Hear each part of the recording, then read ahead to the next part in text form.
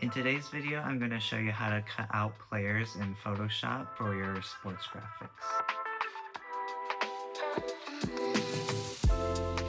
First, we'll take a look at the Select Subject button on the contextual taskbar.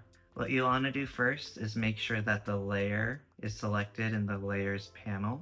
Then you'll click Select Subject, let Firefly do its thing. Then you'll click on the Layer Mask button on the bottom right.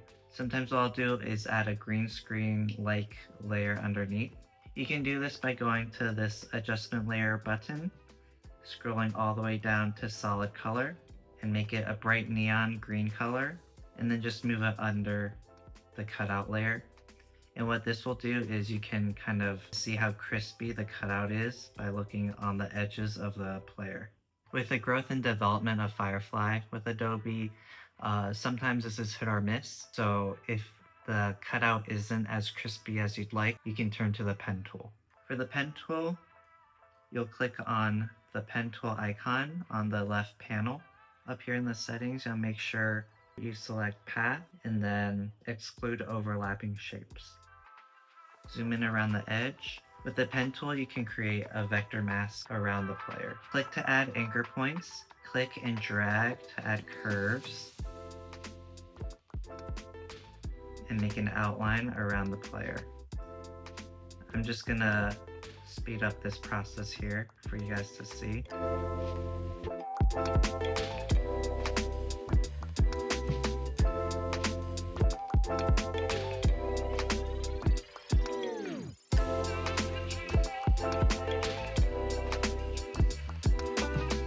After you use the pen tool to outline the player, make sure the layer you want to cut out is selected here in the Layers panel, and then click twice on the layer mask.